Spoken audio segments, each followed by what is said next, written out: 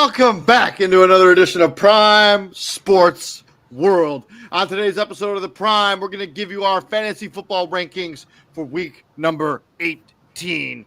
And a quick shout out. I hope you all had a very nice Happy New Year and a very nice Christmas because we have not had an episode since Happy New Year and Christmas. So we had one yesterday, David. What? Oh yeah, yesterday. Two yesterday, actually, technically, yeah. But yeah, I just want to say, me and you haven't done a show together. Let's put it that way. All right, we haven't done a show together since the Christmas/New Year. Hopefully you all had a very nice holiday. I'm David Helpin right there, Mr. Israel Rivera, CEO of Prime Sports World, and we're gonna get into it. Let me tell you, it's freezing cold here in Fort Wayne. So hopefully these fantasy football rankings will be able to heat up your fantasy football team.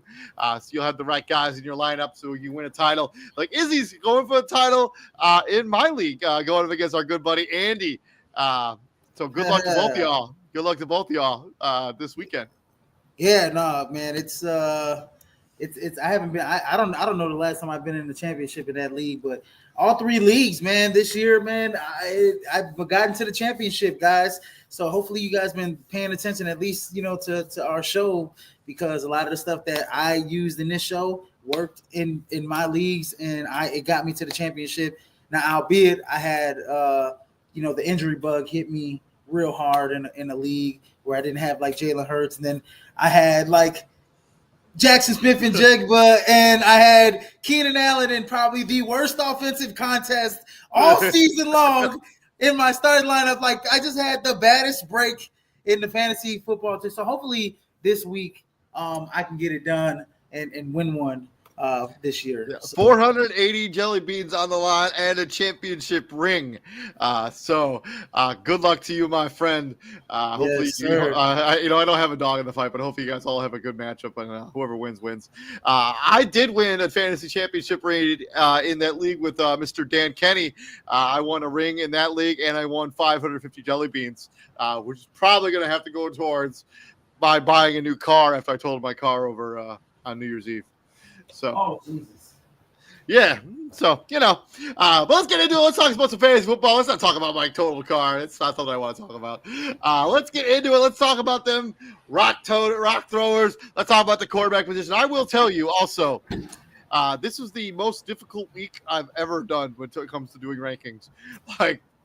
Like, no, full disclosure, like, you sent me some rankings that were like, look out of the, like, way out there. I'm like, well, maybe, I don't know. It's a tough week. No. I literally, so, like, ladies and gentlemen, I sent David, when David was doing the graphics, I sent him last year's rankings from week 18. And he was like, once he said, like, hey, man, you got guys like Darren Waller on here, like, what's going on?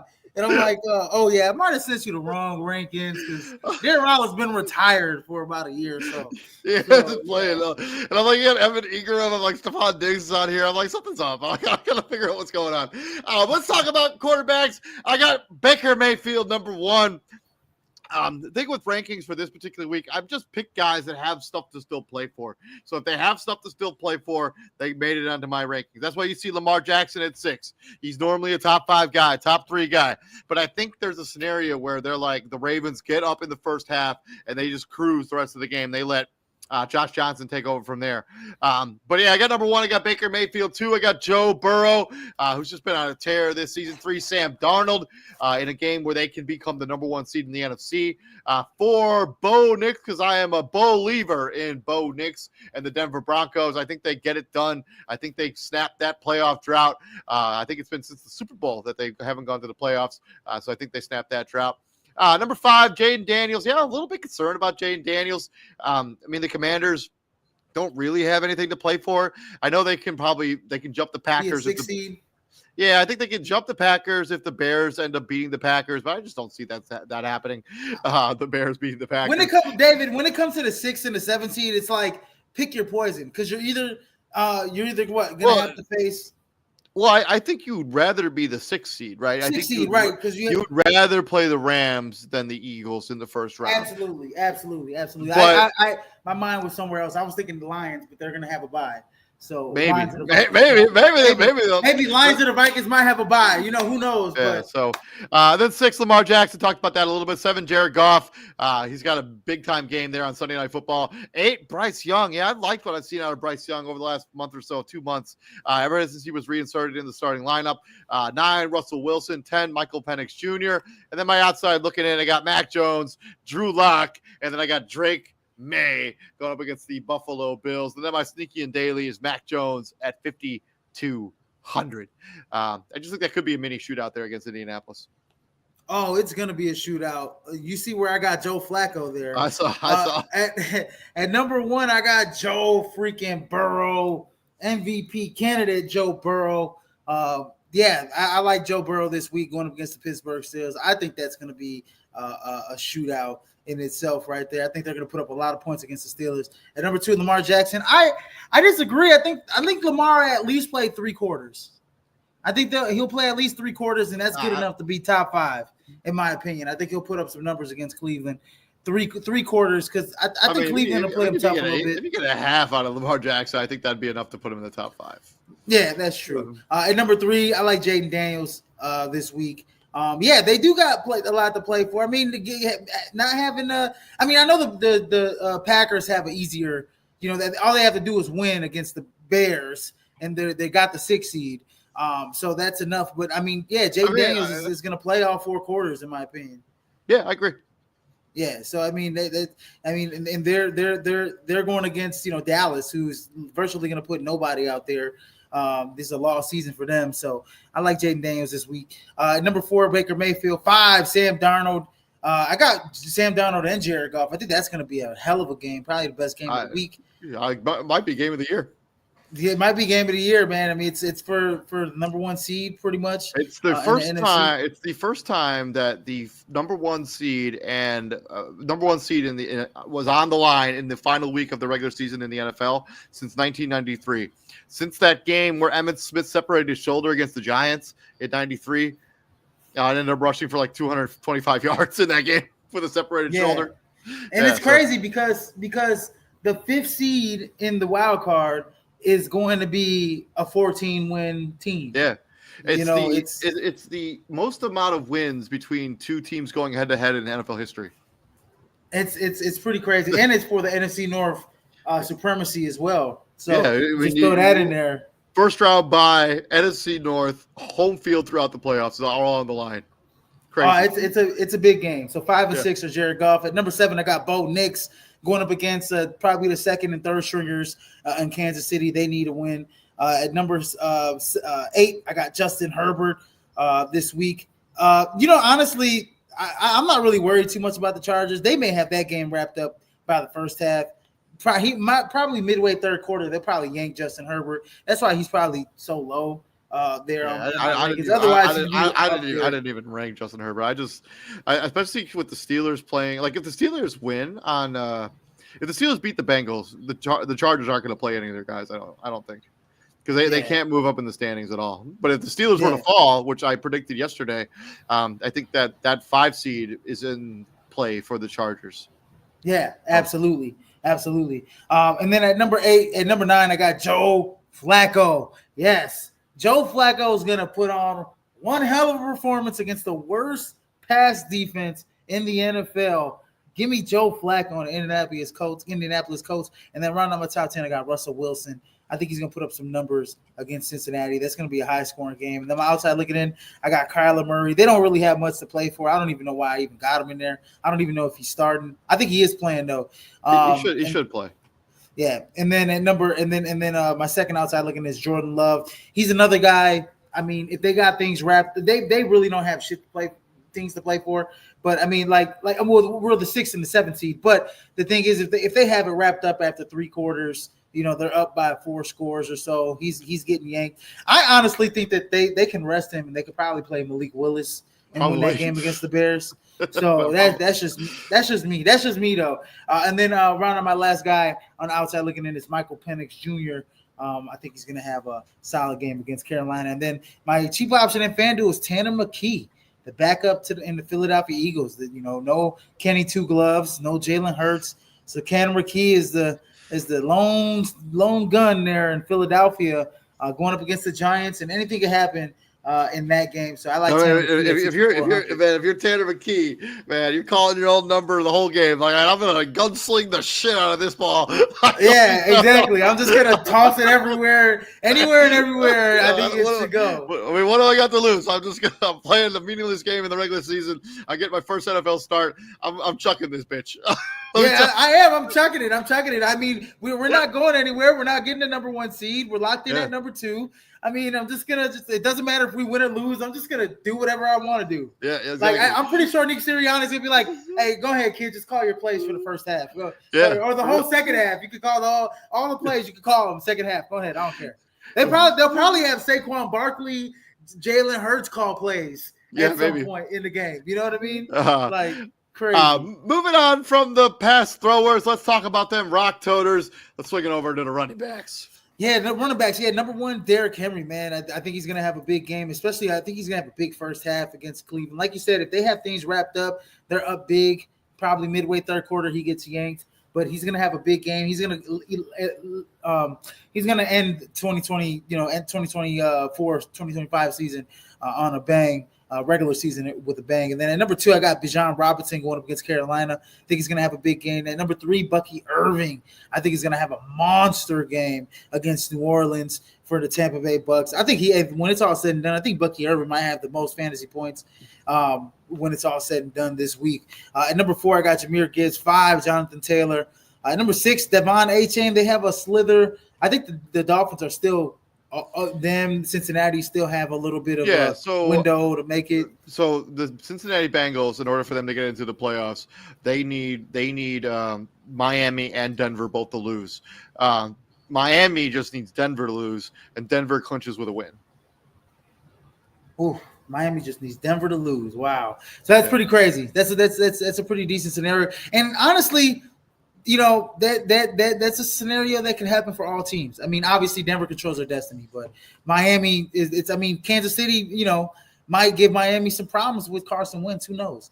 At number 8, I got Aaron Jones. Number 7, Aaron Jones. 8, Zach Charbonnet from the Seattle Seahawks going up against, I believe it's the Rams this week. And then number 9, I got Isaac Guerrero for the San Francisco 49ers. And then round out my top 10 is Blake Corum, who's going to get probably a lot of carries for the Los Angeles Rams this week. Yeah, making his first career NFL start. So I think they will feed him the ball with Jimmy Garoppolo there. So absolutely. And then my outside looking in, I got Josh Jacobs. Josh Jacobs is questionable, ladies and gentlemen. I don't think and I don't believe necessarily they need Josh Jacobs to beat the Chicago Bears. So you might see a lot of what's his name, Jonathan Brooks, Emmanuel Wilson.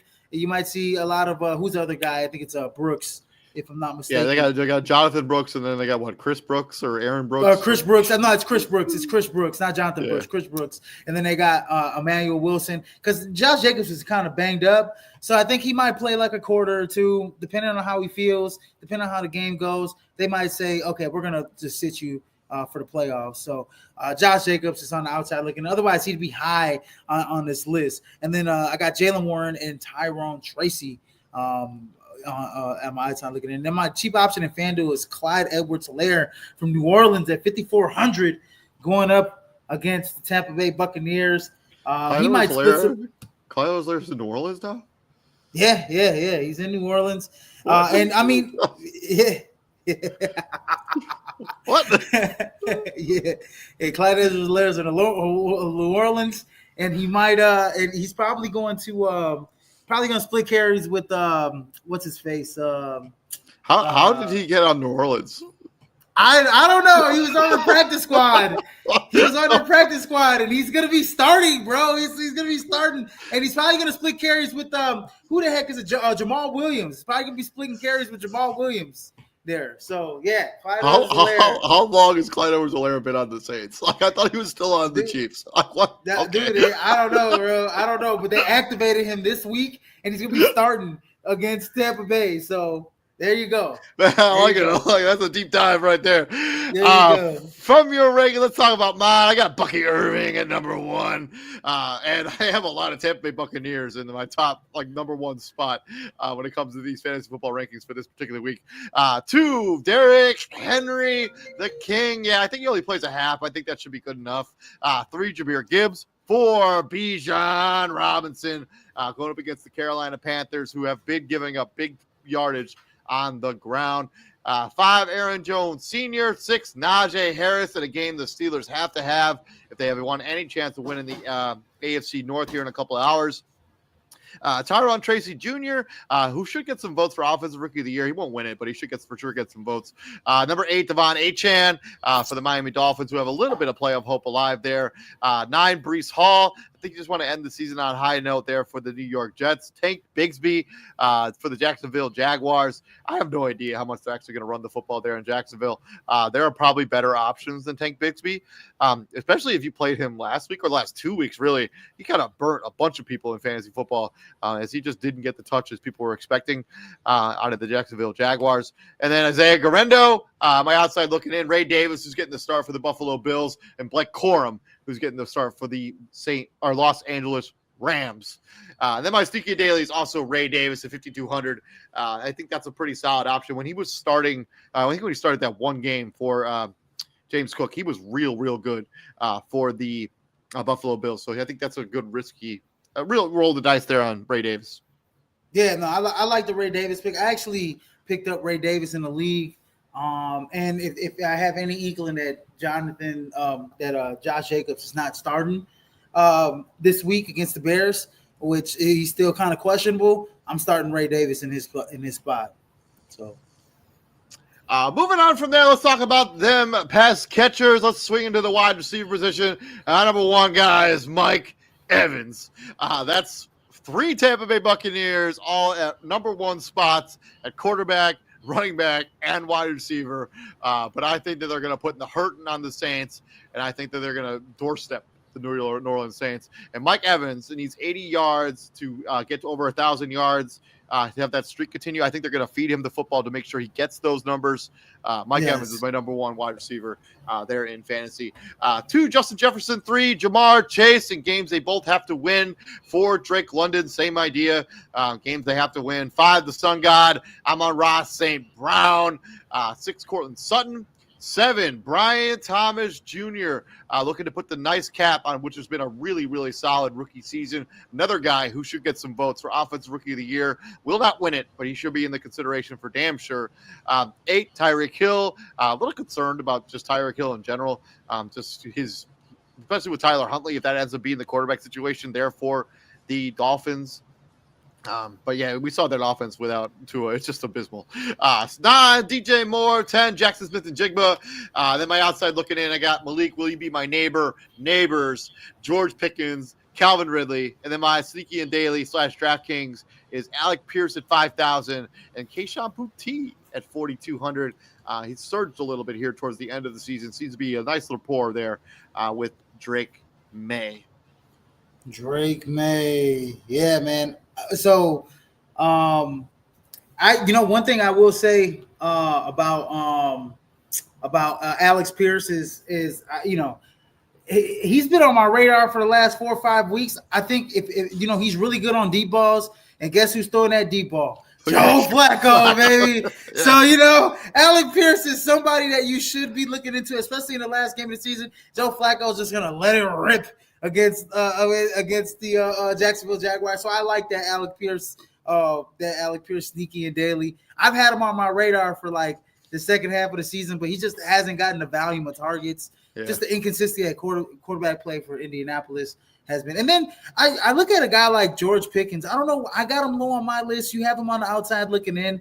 I feel like he should be higher on our list in a way, just because of the defense that he's playing in Cincinnati. Yeah. But for some reason, I just don't know. I can't put my finger on why I don't trust him. George Pickens shouldn't be in the top 5. He should be in the top 5 almost every week, in my opinion. He's that talented, but he's low on the list. And then also, I think with George Pickens, I just don't like his body language when he doesn't get when he doesn't get like certain calls or he doesn't get like the balls thrown his way, he's a little bit of a diva, in my opinion. And 100%. he kind of shows it. He shows it on the field, and he lets it affect his play in terms of his effort. When he doesn't get certain things thrown his way, he just like doesn't run routes fully. He's just not fully, like engaged in the game, especially when he starts to get out of it. And like he gets mad. When he gets mad, and you could tell he gets visibly upset, he gets taken out of games. And that's something that I think on a personal note, probably Mike Tomlin needs to hone in. I think he will get better as he matures, but it's just it's really affecting his play on the field and affecting him being on some of these fantasy lists. And like in terms of stat performance, he should be a top 5 wide receiver every week in and week out. But he's always on the bottom end of these top 10 lists because he's just immature, in my opinion. So that's that. At number 1, I got Justin Jefferson. Yes, Justin Jefferson is going to have a monster game against the Detroit Lions this week. At number 2, I got Jamar Chase. At number 3, Amon-Ra St. Brown. Yes, those 2 guys are going to be in the top 3. I like all 3 of those guys. At number 4, I got Brian Thomas Jr. He's going to put a nice end into his rookie season. At number 5, Cortland Sutton. I like Cortland Sutton. I got 2 Broncos on this list. I'll get to my second Bronco in a minute. At number 6, I got Malik Neighbors. Yes, I think Philly's going to sit a lot of their guys. So Malik Neighbors is going to, he's going to feast on those third stringers. At number 7, I have Drake London, who's had a pretty good rapport with Michael Penix Jr. so far since he's been inserted at the quarterback position. At number 8, Mike Evans. I think Mike Evans, once he gets that 1,000 yards, I think they yank him. I think Jalen McMillan has been really good in the last few weeks. He has been really good. Yeah. So and Baker four touchdowns in 3 weeks for Jalen McMillan.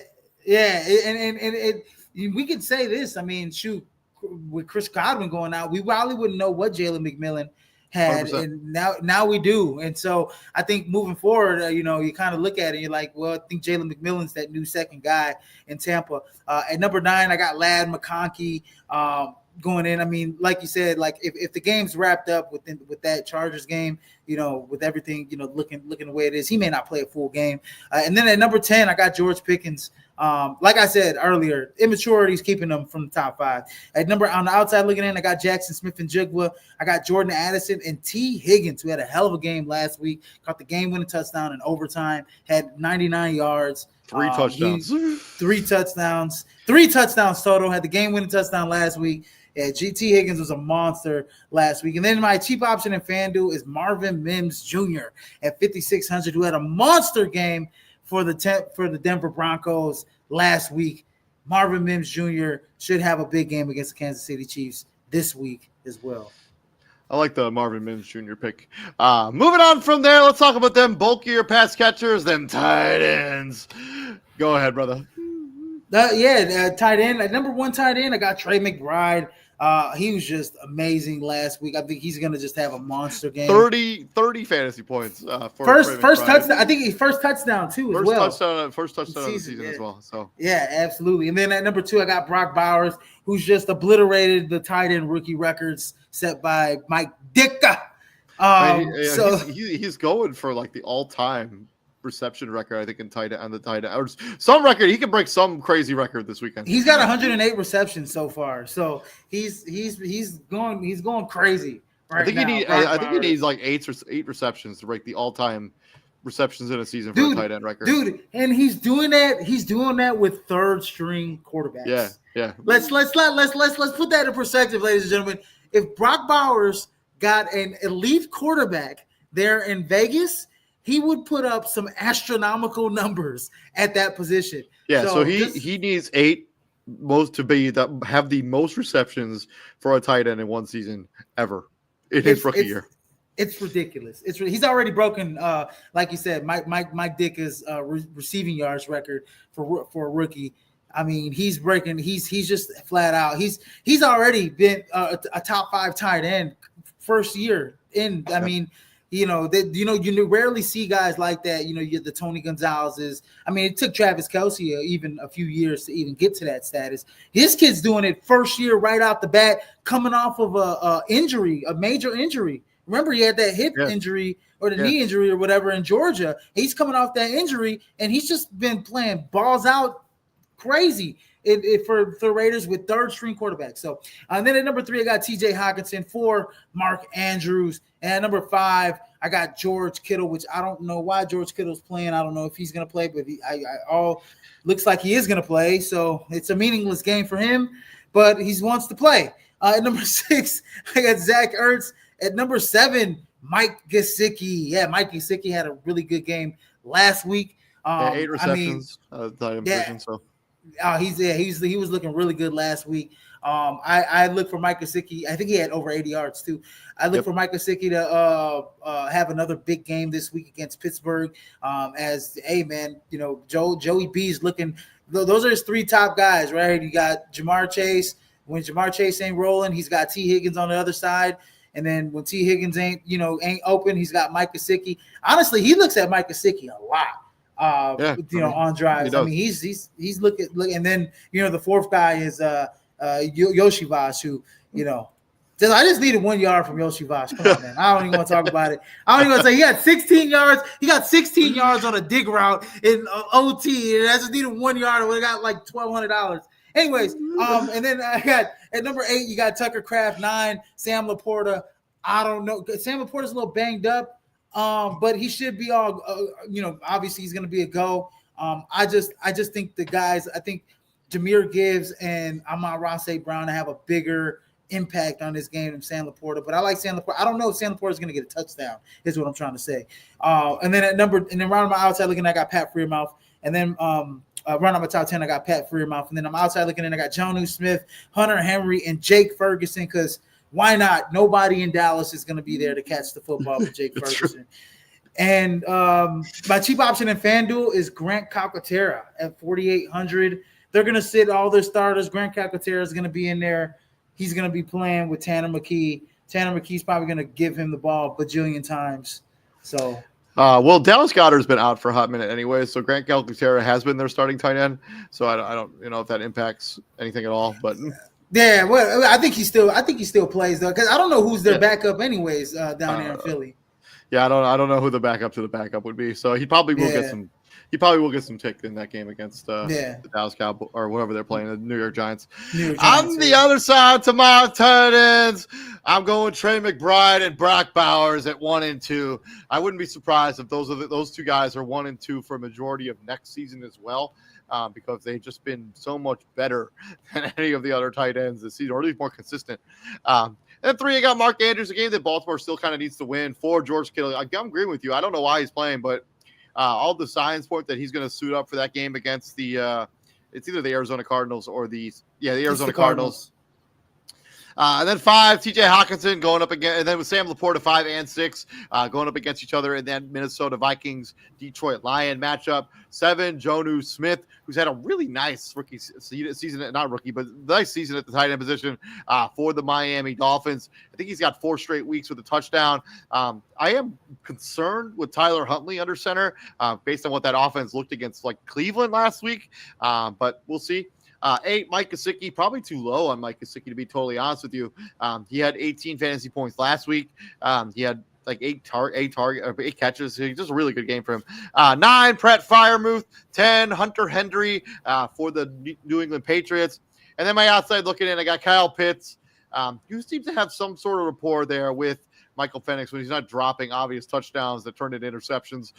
But that missile launch that Michael Penix threw in there for the game-tying touchdown in that game on Monday night, or was it Sunday night? I don't remember exactly what day it was. Sunday night. And then I got number 2, I got Foster Moreau, Moreau, or however you pronounce it. He seems to have a decent rapport with Spencer Rattler. And then 3, Noah Gray for the Kansas City Chiefs, getting the start at the tight end position. He's been a kind of a touchdown machine when he's given real opportunity to be a productive tight end there for Kansas City. And then I got A.J. Barner for the Seattle Seahawks as my sneaky and daily. I don't know, roll the dice. Yeah. For 3,000. Yeah. My advice to you, if you're playing daily this week, I would spend money on a tight end. There was another tight end. Who's the backup tight end in Denver? Adam Troutman Cruel. Oh. He had like 3 targets last week.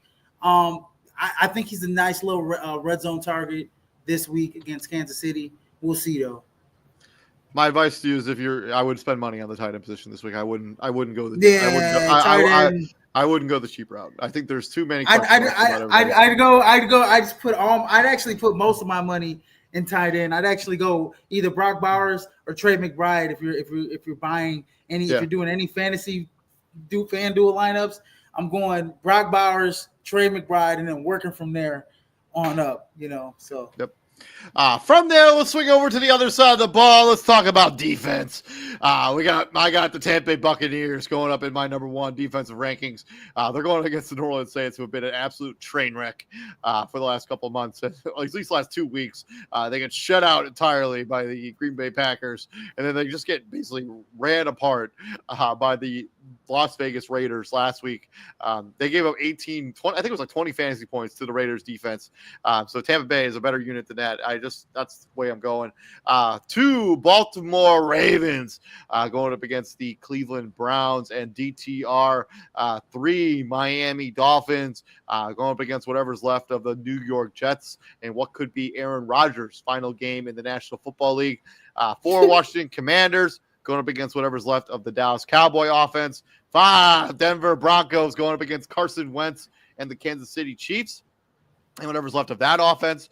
And then my outside looking, I got the Colts, although I do sort of expect that to be a shootout between the Jaguars and the Colts. I think there could be Mac Jones could make a couple of mistakes and throw a couple of pick sixes. 2 Seahawks going up against Jimmy Garoppolo and the Rams. And then I got the Chargers going up against the Las Vegas Raiders. I think the Chargers defense will be stifling in that game. Then my sneaky and daily is the Patriots at 2,600 going up against Mitch Trubisky and Mitch Trubisky and the Bills. I just think that could be a real low scoring game. Look for them to run the football. Patriots are interesting in that game. 2,600. Very interesting. I think they, like you said, they run the ball. Was it Antonio Gibson? Ramondre Stevenson. But anyways, at number 1, I got the Baltimore Ravens going up against DTR and the Cleveland Browns. They'll at least, I think they'll get a defensive touchdown at least in that game. Number 2, I got the Denver Broncos going up against Carson Wentz and the Kansas City Chiefs. At number 3, the Buccaneers going up against Spencer Rattler and those New Orleans Saints. And then at number 4, I got the Green Bay Packers going up against the Chicago Bears, who the Bears should be trouting out everybody, Caleb Williams and everybody in that game. So, could be interesting, but that offense just hasn't done anything all season. And then at number 5, I got the Miami Dolphins. I think if the Bears were smart, they'd actually sit Caleb Williams. That's just me, though. And number 5, I got the Miami Dolphins. And outside looking in, I got the Philadelphia Eagles going against the New York Giants. And who was it? Drew Lock? Drew Lock. Yeah. Drew Lock, yeah. And then I got the Los Angeles Chargers and the Buffalo Bills round on my outside looking in. And my cheap option in FanDuel is the Seattle Seahawks at 3,900. I think they have an opportunity to, do some things in the matchup that they have against the Los Angeles Rams, who they'll pretty much be trouting out Jimmy Garoppolo and a bunch of backups in that game. So, yep. I like that. I like that sneaky daily option with the Seattle Seahawks. Thank you very much for joining us. This has been our Week 18 fantasy football rankings. But before we get up out of here, like we do every single week, Izzy, do you know who the number 1 scorer in fantasy was last week? Week number 17. Had to be. Was it? Had to be. It wasn't the running back. It was T. Higgins. T. Higgins was number 1 at 40 points, 40.1, 11 catches, 131 yards, and 3 touchdowns. Rounding out the top 5, a running back does not appear on this list, by the way, until I think this is 11. 27.6 fantasy points for Jonathan Taylor. He was number 1 running back in fantasy last week. It's only good for 11, if that math is even remotely close to good. Rounding out the top 5, though, T. Higgins, Joe Burrow, Malik Neighbors, Baker Mayfield, and Drew Lock. With 34 points. He had a rushing touchdown in there, right? He had a rushing touchdown. No, he did not. He threw for 5 passing touchdowns. No, I lied. He did have a rushing touchdown. I lied. Yeah, I was going to say he had a rushing touchdown in there. Yeah. 34 points for Mr. Drew Lock as he basically ruined the Giants season by winning that game against the Colts. But anyways, when it's all said and done in week number 18, who will be the highest scoring player in fantasy this week? Highest player in fantasy. I'm actually gonna go, like I said, man. I got him at number 3. I probably should have had him at number 1, but I'm gonna go Bucky Irving. I think he's gonna be the highest point getter. I know I got Derrick Henry and Bijan Robinson, but something has me changing my mind with Bucky Irving being the number 1 fantasy point getter this week in fantasy. I'll go Baker Mayfield. I think Baker Mayfield has a fantastic fantasy football game. I think that they run up the score on the Carolina Panthers. I think that's an easy, or the New Orleans Saints, and I think that's an easy game that they win easily. Give me Baker Mayfield. Baker Mayfield. But yeah, thank you very much. This has been our final fantasy football rankings of the year. We will come back in maybe not next week, but the week after, and do a full recap how things went with the fantasy football, the biggest bust, MVP awards, all that good stuff when it comes to fantasy football. But thank you very much for joining us all season long here at Fantasy Football Weekly. This is our most watched show that we do here at Prime Sports World. So we do appreciate the constant support. We appreciate the messages. We appreciate the comments on Facebook as we run these shows live. So we do appreciate all of the input from the fans. So thank you very much. Please continue to like, sharing, and subscribing. I'm David Huppman. Right there is the CEO, Mr. Israel Rivera. And Izzy, what do we do here at the Prime, my friend? We bring the heat, and good luck to everybody in those fantasy football championships this week, man. Absolutely. And here's a quick message from our sponsor, the Huddle Sports Network.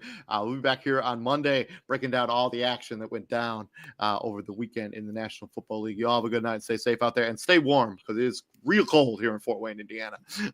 Stay warm, ladies and gentlemen. Peace out.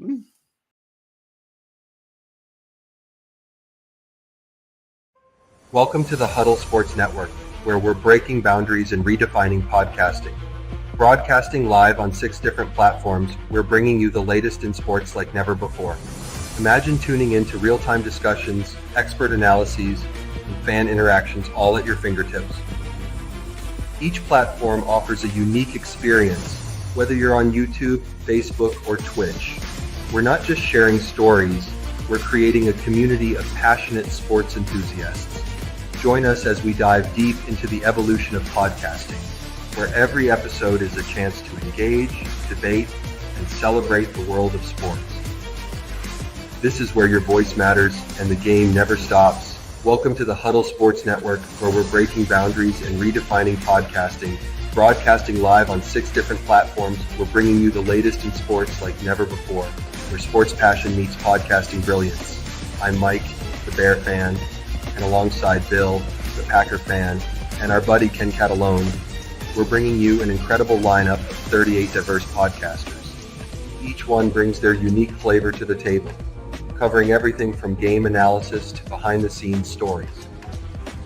Imagine diving deep into the minds of experts who live and breathe football, sharing insights that you won't find anywhere else.